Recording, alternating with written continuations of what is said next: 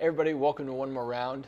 This morning, I wanted to take some time and do a solo episode. One of the things that's been on my mind for a long time now, well, last couple months anyway, was that the Gen X, right? So these are people born from 1965 to 1980, that 15-year period of time, that are 44 to 59 years old. They're getting ready to go into retirement. And a lot of my clients that I have now are in that group. So I wanted to start focusing some of my messaging, some of what I talk about to that generation, because they're the ones that are that next flow. We just had the boomers, they are now all in retirement, or hopefully they're retired.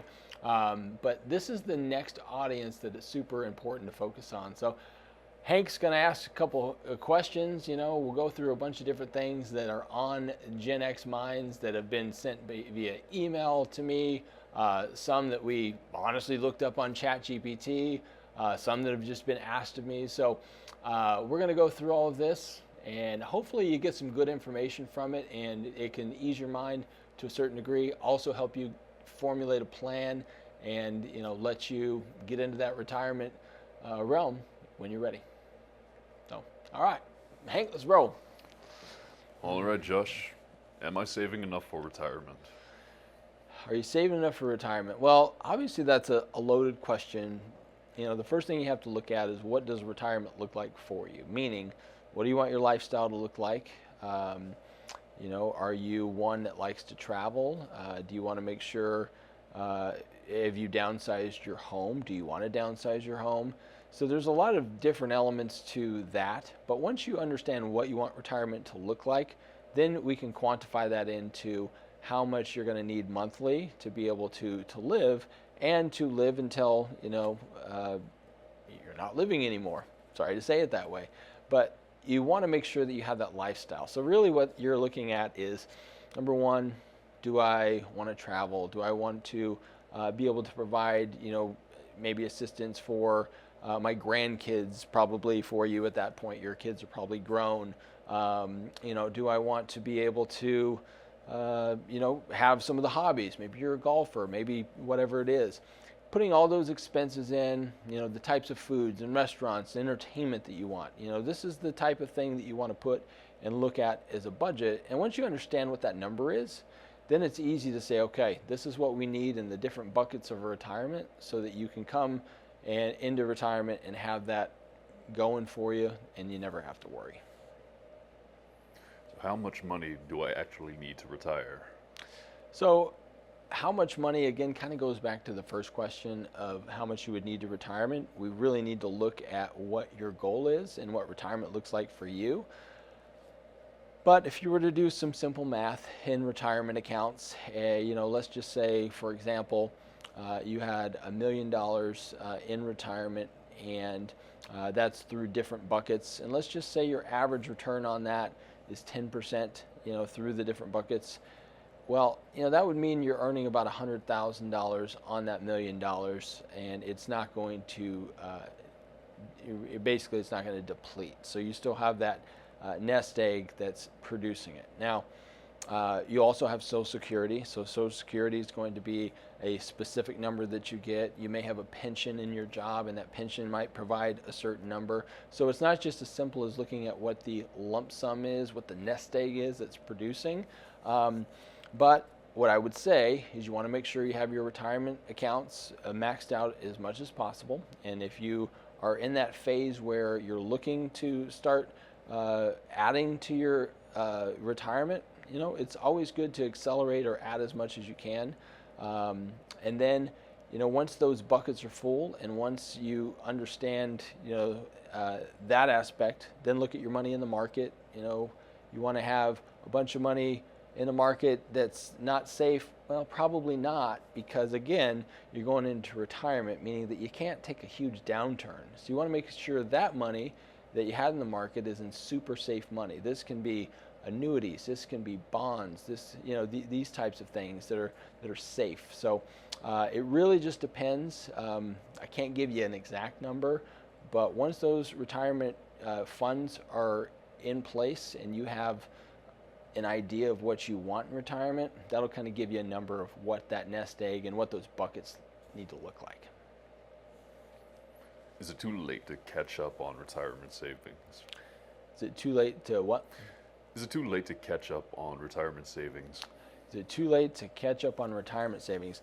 That's a great question, because no, I mean, at the end of the day, one of my favorite quotes, I don't know who said it originally, it's like, when was the best time to plant a tree?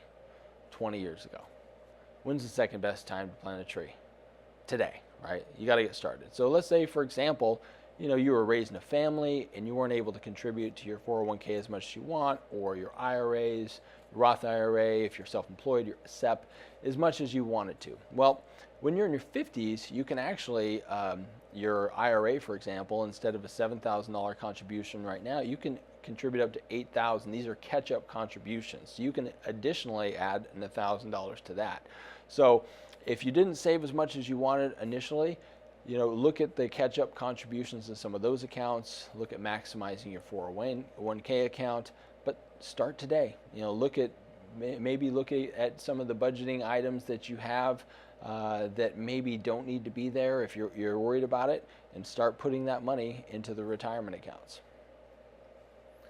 How do I balance retirement savings with other financial priorities? Yeah, and this is a great question for all of us, not just Gen X, right? Because everybody wants to retire someday, but I'm married. I've got 3 kids, 14, 12, and 7, and there's always different things that you want to be able to do with your family, but at the same time, you got to be thinking about tomorrow as well.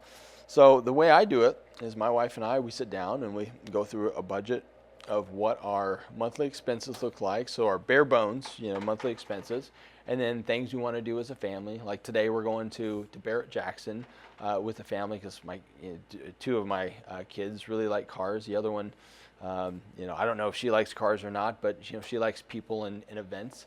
And that was $400 for all of us to go to that. But that was part of our budget for entertainment. And honestly, we didn't really do anything else this month. We have our meals and entertainment budget that we set, and that's coming out of that.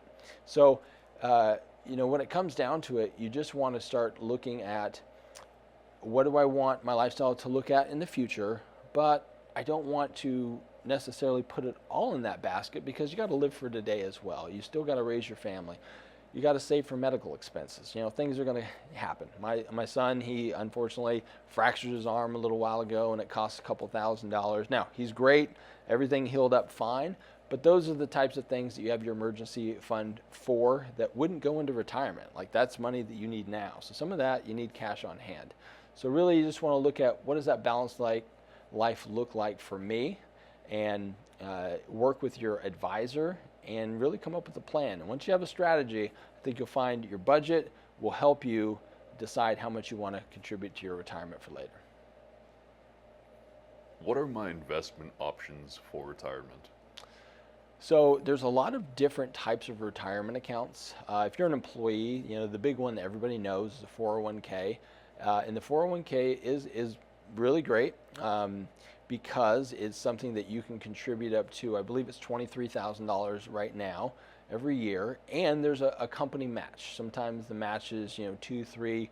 I saw as high as a 5% match, which is fantastic. But whatever that match is, you want to make sure that you are getting, because it's free money for you. So that's if you're an employee. You may actually also, as an employee, may have a simple IRA if it's a smaller company. And that's great too, because you generally will get a match from the employer. Make sure you're opting into that. And then the other retirement accounts that you'll hear about, number 1 is the IRA. The IRA is the one that everybody pretty much knows of. And this is a retirement account you can put up to $7,000, or if you're over 50, $8,000 in, that goes pre-tax money. Well, that's cool, because this means it reduces your financial liability. Let's just say, for example, you made $100,000 net income and you contributed $7,000 to that retirement account. Now you're only paying taxes on $93,000. That's pretty cool. Now, if you're a couple, it's more, but you're only paying taxes on that $93,000. So this is pre-tax money. That also means, though, when it comes to the taxes, you're going to get taxed on that money when it comes out. But it'll be at a lower amount because you won't be earning more than likely as much as you're earning now. You're at a higher tax bracket, then you'll be a smaller. The next is a Roth IRA. So a Roth IRA is awesome because this is after-tax money. This means that as a Roth IRA, you can put up to $7,000 or $8,000 if you're 50 or older into the account, and it's going to grow tax-free. What does that mean? It means it comes out tax-free. So when you decide to pull on that when you're 62, to 70 years old, that money's going to start coming in, and it's tax-free. You don't have to worry about any of that. So Roth IRAs are fantastic, and we'll dive deeper on that probably in another episode. The other one, though, is the SEP IRA. So a SEP IRA is something a lot of self-employed people that don't necessarily have a lot of employees, sometimes none, sometimes they're all 1099. But this is nice because it allows them to contribute up to 25% of their net income, up to $70,000. Because self-employment, if you're watching this and you're self-employed, sometimes there's years where it's amazing. Some years you're not making as much, or you're investing more into the company. So they give a bigger bucket so that can be able to make up for years maybe you weren't able to contribute as much. But this is nice because, again, that lowers your liabilities. For an example, let's just say a business owner made $300,000 for just an even number. That means if they contributed $70,000, their tax liability is $230,000. Well, they're only paying tax on the $230,000, not the $300,000. That's a huge savings. So SEP IRAs are fantastic. Simple IRAs are kind of similar. They're for small businesses, generally that have employees, and they can opt in or not. And they have to, offer basically a 1 or 2% match, right? So these are great accounts as well, and there's tax benefits to the business owner. Number one, they can contribute to their own, which is great. But number two, whatever they match actually is something that they can deduct in their taxes. So, those are the different retirement accounts that you need to look at. And based on your situation, figure out where you want to put the money in what bucket, and work with your advisor on making sure it's the right ones. And when should I start drawing Social Security? So Social Security you can start drawing on from 22 to 70. And the longer you leave it in there, the higher that number is going to be. However, this is a balance. This is something you really want to look at based on your other retirement accounts, your IRA, your 401ks, these numbers. How much money is that already going to allocate to you at 62 years old? If it's allocating enough to go back to the lifestyle that we wanted to begin with, and you don't need to pull on Social Security, well, then you can wait. And there's no reason not to wait if you are taking care of your lifestyle the way you want it, and you can wait till you're 70. Now, after you have to take it by then and start taking that number. But it just means it's going to be a higher number, and it's not like crazy amounts or anything. It's probably anywhere between 10 and 15 to 20% more, taking it throughout that scale of time. But you really want to look at what are my other retirement buckets providing me in lifestyle, and that's what will dictate when you start taking Social Security. How do I transition from saving to spending in retirement? Saving to spending. That's an interesting question because, you think about it, and yeah, if you're a Gen Xer or, you're Gen Y, I'm like right on the border. I'm 83, right? You are looking forward, like you're looking at retirement and you're looking at saving, and you've got all of these different buckets you're putting in. But then you get to a point where you're actually retired and you're like, okay, now I can start spending money. Well, that's true. And we've already said, hey, this is what our lifestyle looks like, and hopefully that income is there and you've done all the right things. But you still need the budget, right? You still need to have a budget. It's not like it's just this infinite amount of money that will never run out if you don't spend wisely and do like you wanted. So I would say, you want to have a bucket, or you want to have a budget that literally you live by in retirement. And savings isn't, as big a deal because you've got the different savings that you have. Now you have your lifestyle, and you don't really need to worry about saving more because your lifestyle's in place. Should I pay off my mortgage before retirement? Another great question. Should I pay my mortgage before retirement? Well, I'm going to give you an example of somebody that I'm working with right now. We're helping with a rollover and some life insurance, and they've got a 2.75% mortgage. And they're like just adamant, like, we want to pay this off. And I said, okay, can I at least give you another thing to think about? That is a super low mortgage. You're never going to get a lower one. And maybe we put some of that extra money that you're putting towards your mortgage extra, maybe we put that in the market, because they're younger, they're mid 40s, and she's in her late 30s. Because I'm telling you, you're going to earn a lot more than 2.75%. So it really depends on where you're at in your life, what your mortgage rate is, and making sure that that payment is really going to make a huge difference. Now, eventually, of course, you're going to pay off your mortgage. But in the early stages of retirement, you want to weigh these things out based on that extra money that you could be putting into the market. Because if you're a Gen Xer on the low end and you're 44 years old, that shouldn't be your priority. It should be building up these buckets. If you're a little bit older, 58, 59, and a lot of your buckets are being built, then it can become more of a priority. So it's really timing and where you're at in that scale.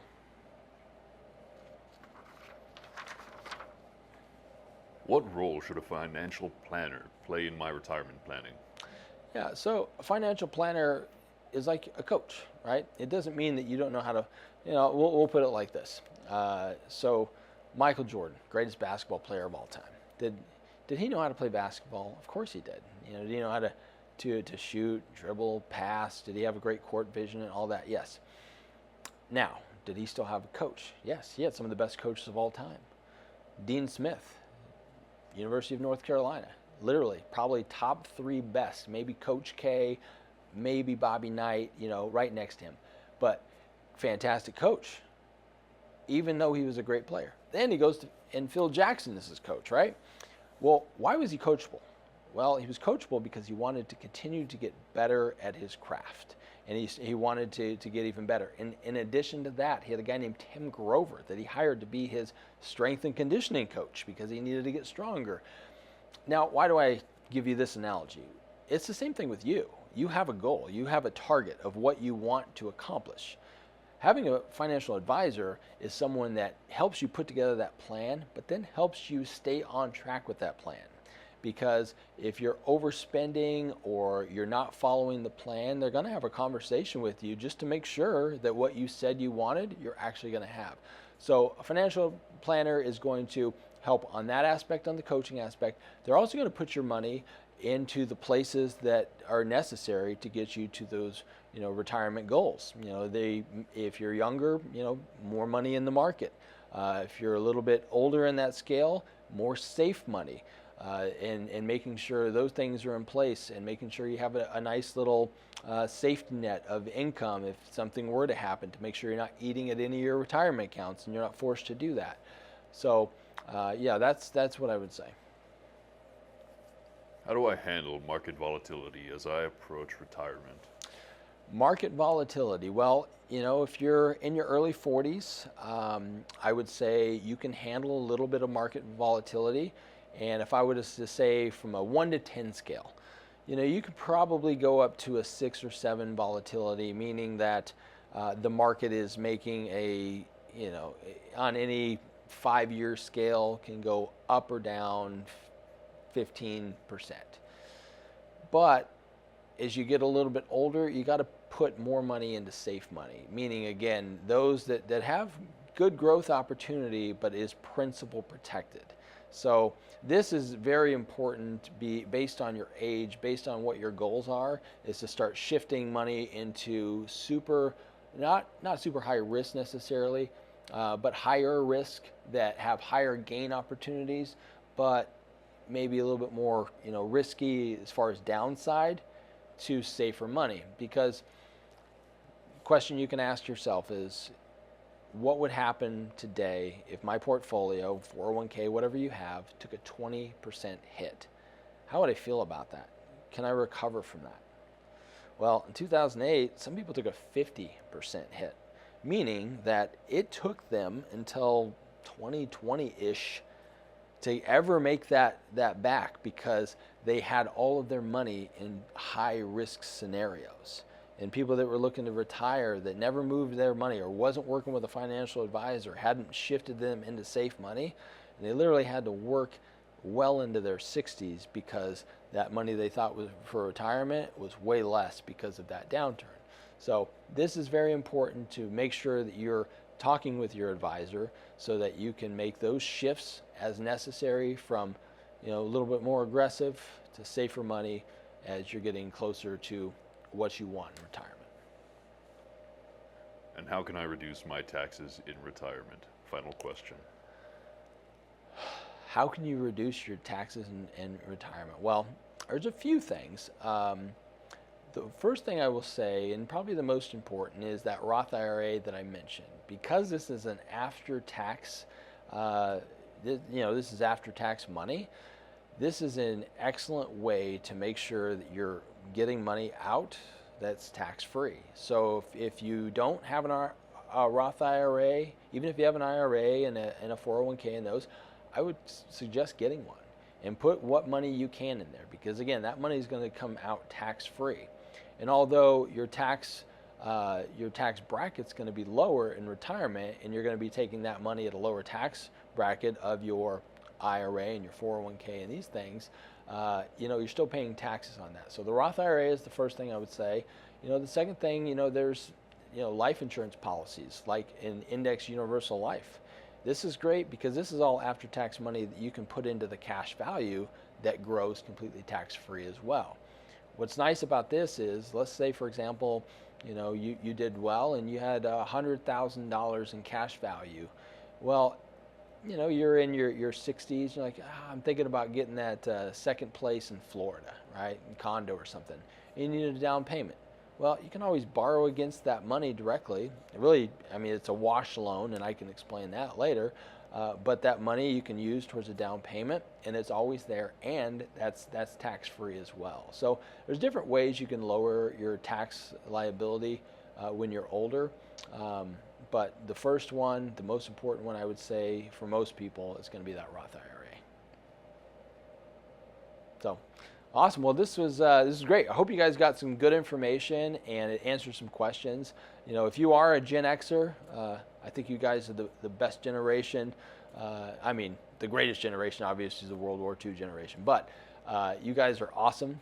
Best movies, best music, in my opinion, it was the 80s.